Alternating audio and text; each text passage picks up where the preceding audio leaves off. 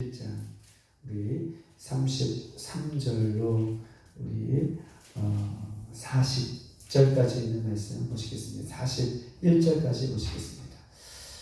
오늘 이 새벽에 하나님께서 저희들에게 주시는 말씀은 마태복음 21장 33절로 41절까지 있는 말씀, 저와 여러분이 그렇게 한 절씩 그렇게 교독하시겠습니다. 33절로 41절까지 있는 말씀입니다. 다른 한 비유를 들으라. 한 집 주인이 포도원을 만들어 산 울타리로 두고 거기에 집 짜는 틀을 만들고 망대를 짓고 농부에게 새로 주고 탁구게 갔더니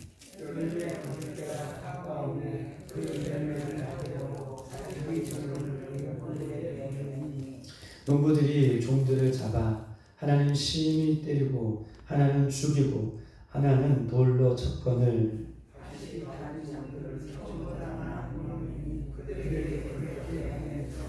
후에 자기 아들을 보내며 이르되 그들이 내 아들은 존대하리라 하였더니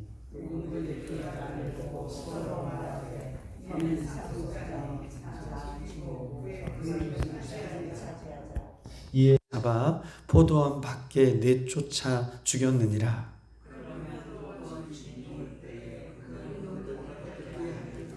다 같이 그들이 말하되 그 악한 자들을 진멸하고 포도원은 제 때에 열매를 바칠 만한 다른 농부에게 새로 줄지니라. 아멘. 할렐루야. 반갑습니다. 우리가 지난주에 이 마태복음 21장에 들어와서는 이 예수님에 대해서 어떻게 보면은 예수님이 예루살렘으로 올라가셔서 이제 본격적인 십자가의 사역을 지시기 전에 우리가 지난주에 보았던 것처럼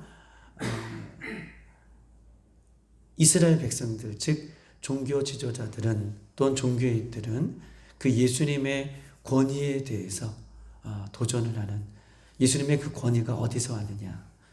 우리가 그 전주에 봤듯이 성전을 깨끗게 하시고 귀신을 내어 쫓으시고 병든 자를 낫게 하시고 드디어 예수님이 왕으로 예루살렘으로 올라가시는 그 권위에 대한 그 권위가 누구에게서 났느냐, 너 누가 주었느냐 라고 이 권위에 대한 도전에 대한 이 말씀을 덧이어서 예수님께서는 오늘 이 비유를 통해서 우리들에게 혹은 이스라엘 백성들에게 증거하고 있는 것이에요. 예수님의 권위는 하나님의 권위입니다. 예수님의 권위는 하나님의 권위예요. 예수님 자신이 하나님이시기 때문에 그 권위는 세상으로 부여받은 권위가 아니라 하나님의 권위이기 때문에 능력이 있는 거예요. 예수님의 이름에 능력이 있는 거예요. 그래서 사도행전 2장에도 베드로와 요한이 성령의 충만함을 받고 어떻게 해요? 예루살렘 성전으로 올라갈 때에 미문에 앉아있는 안진뱅이가 베드로와 요한에게 구걸을 할 때에 베드로는 분명하게 얘기해요. 주목하여 이르되 라고 하는 말이 있어요. 그 미문에 앉아있는 거름뱅이를 주목하여 이르되 내가 너에게 줄 것은 없지만 나사렛 곧 예수 그리스도의 이름으로 일어나 걸어라 라고 얘기할 때에 예수님의 이름의 자체가 권위이기 때문에 어떻게 해요? 그가 그 자리에서 일어나는 능력이 예수님의 권위 앞에 있게 되는 것임을 우리가 보았어요. 예수님의 권위는 하나님의 권위입니다. 오늘도 우리가 이 새벽에 나와서 예수님의 이름을 부를 때에 오늘도 우리에게 하나님의 권위가 주어지고 예수님의 권위가 주어지고 우리에게도 하늘의 은혜가 우리에게도 이 새벽에 쏟아지게 될 줄 믿습니다. 믿음대로 될지어다. 아멘. 그렇게 될 줄 믿습니다. 오늘 그 두 개를 켰어요. 우리가 새벽 40분 정도에 말씀이 없는 것이지만 4시 한 40분 정도에 여기 정리를 하고 있는데 이제 카톡이 하나 왔어요. 카톡이 하나 왔는데 중국에서 카톡이 왔어요. 우리가 지난번에 제가 공안이 우리 찾아와서 우리 한 자매가 있는데 그 자매를 위해서 기도해달라 라고 말씀해 주셨던 그 자매인데, 그 자매가 아마 지금 계속 한 4일 동안 잠을 못 자고 있는 것 같아요. 불면증이 오고 자꾸 영적으로 지금 싸움을 계속하고 있는 것 같아서, 지금 중국 시간 4시거든요. 1시간 드리니까. 그러니까 아마 밤새껏 이렇게 싸움을 하다가 아마 카톡을 이렇게 뒤늦게 이렇게 보낸 것 같아요. 목사님, 제가 영적으로 계속 지금 싸움 중에 있습니다. 4일 동안 잠을 자지 못하고 있는 것 가운데 있습니다. 라고 문자가 와서 이렇게 한번 틀고 같이 예배하자라고 지금 예배를 중국과 함께 지금 예배하고 있는데, 우리가 오늘 이 새벽에 함께 기도해 주셨으면 좋겠어요. 할렐루야. 영적인 싸움에서 자매가 지지 않게, 또 그 땅에서 중국 땅에 있는 것만으로도 영적으로 눌리는 거예요. 거기는 미신을 믿고 공산주의가 판매하고, 거기는 그냥 있는 것 자체가 어려워요. 그냥 세상 사람들은 평안하게 육적인 삶을 누리고 사는 것 같지만, 중국 땅은 예수 그리스도를 대적하는 그런 영적인 그런 흐름들이 있기 때문에, 중국 땅에 있는 것 자체만으로도, 예수 그리스도를 믿는 자체만으로도 눌림이 있어요. 그런데 오늘 우리 예수님은요, 어떤 눌림도 이기시는 능력을 갖고 계시는 분이에요. 귀신을 쫓아내시고 예수님의 이름 앞에 승리하게 될 줄 믿습니다. 오늘 이 포도원의 비유를 예수님께서는 말씀하고 계셔요. 울타리를, 우리가 33절에 보면 울타리를 만들었다. 그리고 계속해서 읽어보면 포도즙 틀을 만들었다. 더 나아가 이 포도원을 완벽하게 만들고 뭘 만들었냐면 33절에 읽어보면 망대를 만들었대요. 포도원을 지키기 위해서 망대도 만들었다라고 얘기해요. 자, 보십시다. 포도원 주인이 울타리를 만들고 포도즙 짜는 틀을 만들고, 더 나아가 망대를 높이 세워서 그 포도원을 지킬 수 있도록 망대도 세웠다라고 이야기를 합니다. 그런데 우리가 34절에 보면 드디어 열매 거둘 때가 되었어요. 포도원에 열매 거둘 때가 되어서 열매를 얻으려고 종들을 보냈어요. 포도원 주인의 종들을 보냈는데, 그런데 이때에 문제가 발생해요. 그 울타리를 만들고 포도즙 틀을 만들고 망대를 세워서 이 포도원 주인은 농부들에게 세를 주고 이 포도원을 맡겼어요. 그리고 34절에 보면 열매를 거둘 때가 되어서 포도원 주인은 포도원 주인의 종들을 열매를 얻고자 라고 한 표현이 있어요. 열매를 얻고자 하기 위해서 포도원 주인의 밭에 농부들에게 그 포도원 주인의 종들을 보냅니다. 그랬더니 오늘 이 포도원 농부들은 열매를 주는 것이 아니라 35절을 한번 읽어볼까요? 다 같이 시작. 농부들이 종들을 잡아 하나는 심히 때리고 하나는 죽이고 하나는 돌로 쳐 보내요. 아멘. 포도원 주인의 종들을 보냈는데, 하나는 심히 때리고 하나는 죽여버리고 하나는 돌로 쳤더라라고 얘기해요. 그래서 그 다음 구절에 보면 그 포도원 주인은 더 많은 종들을 어떻게 해요? 그 포도원 농부에게 보내요. 그랬더니 어떤 내용이 써 있냐면 똑같이 그대로 했다라고 표현해 있어요. 즉 처음 사람을 때리고 죽이고 돌로 친 것처럼 그들에게도 두 번째 종들을 보냈음에도 불구하고 똑같이 그렇게 농부들은 악한 짓을 그들에게 합니다. 포도원 주인이 어떻게 했을까요? 포도원 주인은 자기 하나밖에 없는 아들을, 상속자를 어떻게 해요?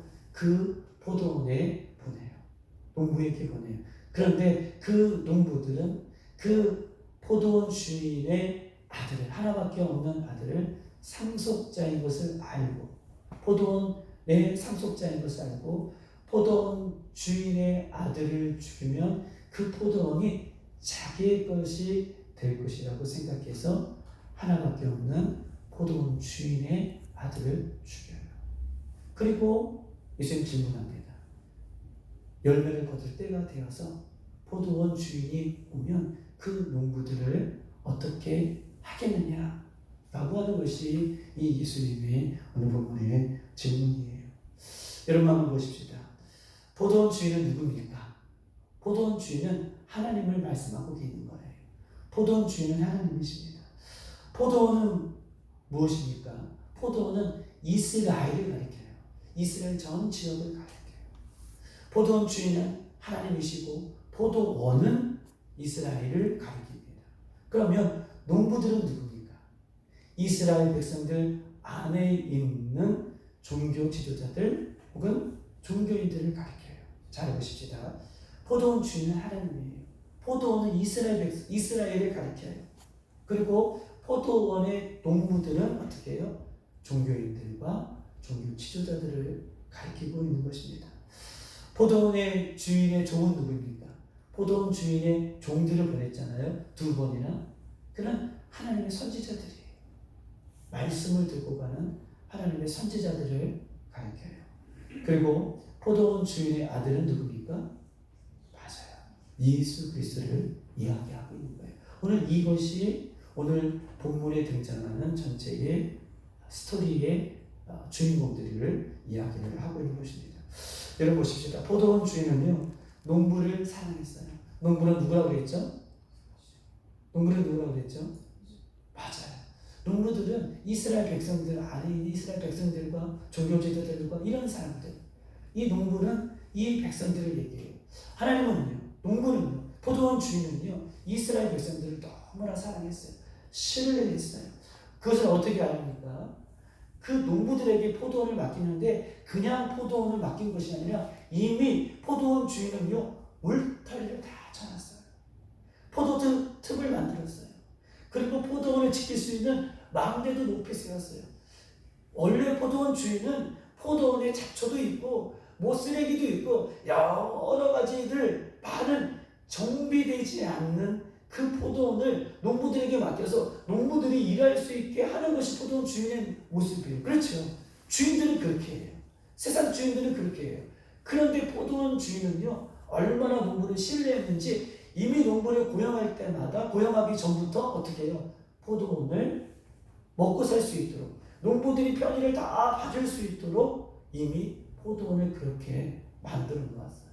즉 다시 말해서 포도원 주인은 농부들을 사랑하고 신뢰한 하나님의 마음을 지금 본문에서 우리에게 이야기를 하고 있는 것입니다. 그리고 포도원 주인은 농부들을 너무나 신뢰해서 모든 것을 다 만들어 놓고 타국으로 맡기고 포도원을 맡기고 어떻게 해요? 타국으로 갈 정도로 농부들을 신뢰했던 그 모습을 이야기하고 있어요. 중요한 것은요, 2가지 반응이에요. 사람들의 2가지 반응이에요. 한번 보십시다. 하나님의 사랑과 신뢰에 대한 사람들의 2가지 반응. 하나님의 사랑과 신뢰를 받잖아요. 우리도 예수님의 사랑을 받고 예수님의 신뢰를 받고 살아가는 사람들이잖아요. 그런데 사람들의 2가지 반응을 오늘 본문에서 우리에게 보여주고 있는 거예요. 이스라엘 백성들에게도 꼬집고 계시는 말씀이 오늘 본문의 장면이에요. 포도원 주인은 농부들을 사랑했어요. 신뢰했어요. 그런데 사랑과 신뢰를 받은 사람들의 2가지 반응을 본문은 이야기하고 있습니다. 첫 번째 사람은요, 하나님의 사랑과 신뢰를 받은 사람은 주인의 사랑과 신뢰를 받은 사람은 주인이 있던지 없던지, 하나님의 사랑과 신뢰를 받은 사람은, 예수님의 사랑과 신뢰를 받은 사람은, 포도원 주인의 사랑과 신뢰를 받은 사람은 주인이 있던지 없던지 충성스럽게 맡겨진 일을 감당해요. 왜냐하면 사랑과 신뢰를 받았기 때문에. 주인이 있던지 주인이 없던지 어느 곳에 있든지 어떻게 해요? 충성을 다하는 모습을 갖고 있는 것이 첫 번째 사람이에요. 할렐루야. 아멘. 아멘. 아멘. 주인의 사랑과 신뢰를 받은 사람은 그 사랑과 신뢰 때문에 주인이 있든지 없든지 충성을 다하는 사람이 한 사람의 모습이에요. 한 분리사람의 모습이에요. 그리고 두 번째 사람은 이미 이상했던 것처럼 주인이 있을 때는 잘하는 것 같지만 주인이 없을 때에는 본연의 악한 모습이, 불순종한 모습이 드러나는 사람이 오늘 본문에 등장하는 농부들의 모습인 것임을 성경은 우리에게 이야기하고 있어요. 주인이 있을 때에는 잘하는 것 같지만 주인이 없을 때에는 말씀에 불순종하여 악한 모습으로 드러나는 것이 오늘 본문에 등장하는 농부들입니다. 주인이 있을 때 충성스럽게 감당하는 것 같지만 주인이 없을 때는 나쁜 짓을 하는 불순종의 사람을 오늘 본문을 통해서 꼬집고 있어요. 포도원 주인이 농부를 향한 여러분 오래 참음이 오늘 본문 속에 녹아져 있습니다. 포도원 주인이 농부들을 향한 오래 참음이 오늘 본문 속에 녹아져 있어요. 우리 한번 35절 다 같이 한번 읽어볼까요? 35절 다 같이 한번 읽어봅시다. 시작. 농부들이 종들을 잡아 하나는 심히 때리고 하나는 죽이고 하나는 돌로 쳤건을. 아멘. 그 포도원 주인의 농부들을 보냈는데 이런 나쁜 짓을 합니다. 기가 막힌 짓을 해요. 그러면 농부는 어떻게 하겠습니까? 포도원 주인은 어떻게 하겠습니까? 농부들을 한면에 다 직면할 수도 있음에도 불구하고 농부는 포도원 주인은 그 농부들을 향한 오래 참음이 한 번 더 기록되어 있어요. 농부들은 즉시 심판을 받아야 되는 입장에도 불구하고 오늘 포도원 주인은 36절에 한 번 더 이야기합니다. 우리 한번 36절을 다 같이 한번 보십시다. 시작. 다시 다른 종들을 처음보다 많이 보내니 그들에게도 그렇게 하는지라. 아멘.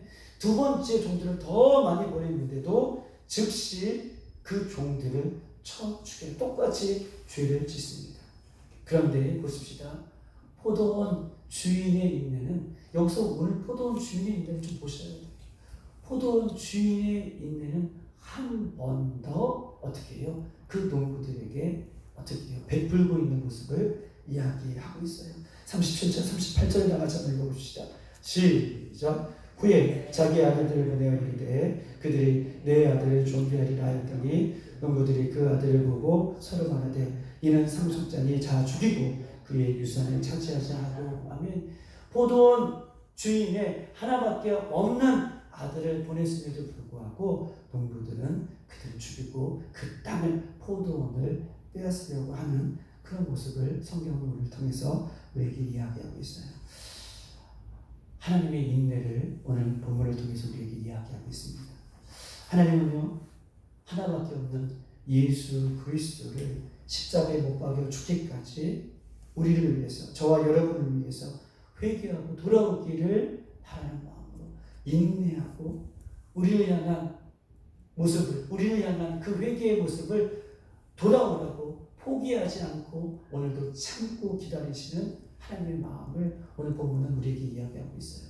예수님을 십자가에 못 박아 죽으시기까지 우리가 회개하고 돌아오더라도 우리를 포기하지 아니하고 우리를 참고 기다리시는 하나님의 마음이 오늘 본문 속에 담겨져 있는 것입니다. 이게 포도원 주인의 마음이고 이것이 우리 하나님의 마음이에요. 할렐루야. 예수님을 죽기까지 우리를 포기하지 않으시는 거예요. 어떻게 해요? 돌아오라고 하는 거예요. 누가복음 15장에 둘째 아들이 탕자가 돌아오기를 기다리는 하나님의 마음이 오늘 본문 속에 우리에게도 얘기하고 있어요. 아멘. 어떻게 합니까? 돌아오기만 하면 되는 거예요. 회개하면 돌아오기만을 그렇게 기다리고 있는 것이 우리 하나님의 아버지의 마음인 것이에요. 포도원 주인이 올 때에 농부들을 어떻게 하겠습니까? 여러분 보십시다. 이렇게 악한 짓을 한 농부들에게 포도원 주인이 올 때에 어떻게 하겠느냐라고 그 답을 이야기하고 있는데 우리 한번 보십시다. 우리 40절 41절 다 같이 한번 읽어볼까요? 시작. 그러면 포도원 주인이 올 때에 그 농부들은 어떻게 하겠느냐? 그들이 말하되 그 악한 자들을 진멸하고 포도원은 제때에 열매를 밟을 만한 다른 농부들에게 세를 주었습니다. 아멘. 그들을 악한 자들이라고 얘기했어요. 악한 자들을 다 진멸하고 제때에 열매를 바칠 만한 새로운 농부들에게 세를 줄 것이다 라고 이렇게 말을 하고 있는 것입니다. 결국 포도원 주인은 반드시 돌아온다는 거예요. 할렐루야. 포도원 주인은요, 말만 하는 분이 아니에요. 종들만 보내는 분이 아니에요. 내가 이렇게 하겠다라고 끊임없이 기회를 주시는 분이시지만 오늘 본문은요, 포도원 주인은 반드시 온다는 거예요. 반드시 온다라고 하는 이 얘기를 해요. 반드시 와서 심판하고 진멸합니다. 하나님은 이 세상의 모든 것을 최후에 심판하시는 분이에요. 할렐루야. 하나님은요, 이 세상의 모든 것을 최후에 심판하시는 분이 우리 하나님이에요. 요한계시록 20장 우리가 잘 알고 있듯이 11절부터는 백보자 심판을 얘기해요. 우리가 잘 알고 있듯이 백보자 심판 때에는요, 우리가 요한계시록 20장 11절, 12절, 13절을 보면 두 가지의 책이 있어요. 한 가지 책은 무슨 책입니까? 하나는 생명책이에요. 하나는 뭐예요? 행위대로 갚겠다라고 하는 표현이 두 번이나 등장해요. 행위대로 갚겠다, 행한 대로 갚겠다라고 하는 행위책이 기록되어 있어요. 하나는 생명책이 있고 하나는 행한 대로 갚겠다라고 하는 행위책이 백보자 심판대에 놓여 있어서 그대로 심판하시는 하나님의 모습을 요한계시록 20장에는 이렇게 우리에게 말하고 있는 것입니다. 여러분 보십시다. 절대로 죄는요, 숨겨지거나 절대로 죄는 잊혀지는 것이 아니에요. 포도원의 농부들이 종들을 때려 죽이고 두 번째 정도로 때려 죽이고 그 마지막 아들까지 죽인 이 모습은 숨겨지는 것이 아니에요. 죄는요, 숨겨지는 것이 아니라 죄는 잊혀지는 것이 아니에요. 우리가 이 땅에서 하나님의 말씀대로 잘 살면 잘 사는 대로, 우리가 이 땅에서 하나님의 말씀대로 살지 못하면 못 살면 못 사는 대로 저 천국에 쌓여가는 거예요. 할렐루야. 없어지는 것이 아닙니다. 절대로 죄가 숨겨지거나 잊혀지는 것이 아니라 죄는 날지도 않아요. 절대로 죄는 반드시 드러나는 날이 있음을 성경은 우리에게 이야기하고 있어요. 이런 얼마나 오늘 본문의 말씀은 굉장한 무서운 말씀인가요? 죄는 없어지는 것이 아니라 절대로 주인이 와서 드러내는 시간이 분명히 있음을 우리에게 이야기하고 있는 것입니다. 히브리서 9장 27절에 이렇게 써 있어요. 한 번 죽은 것은 사람에게 정한 것이요 그 후에는 뭐라고 있어요? 심판이 기다립니다. 한 번 인생은 죽는 것은 정한 일이에요. 모든 사람이 다 죽는 것이에요. 그런데 죽음에서 끝나지 않아요. 그 후에 반드시 심판이 있다라고 히브리서 9장은 우리에게 말씀하고 있습니다. 그런데요, 보십시다. 죄인이 필요한 것이 있어요. 죄인에게 필요한 것은, 죄를 지은 농부에게 필요한 것은 진정한 회개를 얘기해요. 하나님은요, 심판을 이야기하기 전에 심판만을 얘기하는 것이 아니라 돌아오기를 3번이나 그 아들을 내어주기까지, 그 십자가에 예수님을 내어주기까지 돌아오기를 기다리는 것, 진정한 회개를 이루는 것, 이것이 오늘 본문의 목적이에요. 할렐루야. 아멘. 심판이 목적인 것이 아니라 3번이나 오래 참고 기다리시는 포도원 주인의 하나님 아버지의 마음이 회개하고 돌아오기를 기다리는 것이 오늘 본문이 우리에게 주고자 하는 진리의 말씀인 것입니다. 누구든지 예수님의 이름으로 용서를 빌면 성경은 주홍같이 붉을지라도 눈과 같이 희어지게 될 것이다. 우리가 어저께 히브리서 10장의 말씀처럼 예수 그리스도의 피로 희어지게 될 것이다 라고 이야기하고 있어요. 그런데 중요한 것은 누구든지 예수 그리스도의 이름을 부르고 회개하면 그 죄가 눈과 같이 희어져요. 그런데 보십시다. 성경은요, 죄를 회개하면 우리 하나님께서 그 죄를 기억지도 않으시네요. 어떻게 표현하고 있으십니까? 동이 서에서 동쪽으로 먼 것 같이 해가 동쪽에서 떠서 서쪽으로 치는 그 먼 거리처럼 하나님은요 진정으로 하나님 앞에 회개하는 그 죄를 어떻게 해요? 기억지도 않으신다라고 말씀하고 계셔요. 할렐루야. 동의서에서 먼 것 같이 기억지도 않으신다. 진정으로 회개하고 돌아오기를 예수님은 오늘 부분을 통해서 이야기를 하고 있는 것입니다. 회개하지 않고 용서받지 않는 죄는 마지막 심판 때에 하나님 앞에 심판을 받는 거예요. 회개하지 않고 돌아서지 않는 죄는 마지막 심판 때에 심판을 받아요. 용서받지 못한 죄는요 수천 년이 지나도 없어지지 않습니다. 회개하지 않는 죄는 수천 년, 수만 년이 지나도 그것이 없어지는 것이 아니라 죄를 심판대 앞에 하나님 앞에 서게 되는데 심판대 앞에 서기 전에 우리가 진정으로 하나님 앞에 예수님의 이름을 부르며 회개할 수 있는 저와 여러분의 모습을 오늘 본문을 통해서 이야기를 하는 것입니다. 할렐루야. 사랑하는 여러분, 우리 하나님은 오늘도 기다리고 계세요. 이스라엘 백성들 또 하나님을 예수님이 예루살렘에 올라갈 때에 호산나 다윗의 자손이요 라고 불렀지만 곧 그들이 예수님을 십자가에 못 박기를 죄지었던 그 모습들이 예수님 앞에 다시 한번 회개하기를 원하시는 모습이 오늘 본문에서 예수님의 마음으로 하나님의 마음으로 우리에게 말씀하고 있는 것입니다. 사랑하는 여러분, 사단 마귀는요 계속해서 우리를 얼검해요. 죄를 참수하는 사람이죠. 사단은 죄를 참수한다고 얘기해요. 너가 장로인데, 너가 목사인데, 너가 권사인데. 우리는 죄를 지을 수밖에 없어요. 그래서 예수님이 필요한 거예요. 할렐루야. 죄를 지을 수밖에 없는 연약한 모습이 있어요. 그런데 예수님은요, 죄를 지을 수밖에 없는 연약한 우리를 사랑하시고 인내하시고 용서해요. 그런데 죄는 미워하시는 분이 우리 예수님이에요. 오늘도 예수님의 이름을 부를 때에 여러분 마음과 생각에 가지고 있는 더러운 사단의 올무의 죄가 예수님의 이름으로 무너지게 될 줄 믿습니다. 견고한 짐들이 무너지게 될 줄 믿습니다. 그래서 진정한 회개로 예수님께서 진리가 너희를 자유케 하느니 죄에서 자유함을 얻고 그 후에 십자가 앞에 담대히 나갈 수 있는 은혜를 우리에게 주실 줄 믿습니다. 오늘 시간 다 같이 한번 기도하십시다. 보던 주인은 오늘도 오래 참으시고 그 농부들을 기다리고 계십니다. 회개하기를 기다리고 계시고 다시 돌아오기를 기다리고 계셔요. 그런데 사단은요 참수하는 자예요. 너가 그렇게 해서 되겠느냐? 너가 그렇게 해서 하나님의 백성이냐? 라고 참수할 때에 예수님의 이름을 부르고 예수님의 이름을 결단하며 나갈 때에 우리에게 참 자유와 은혜와 예수의 보혈의 피로 우리에게 그 은혜를 허락해 주실 줄 믿습니다.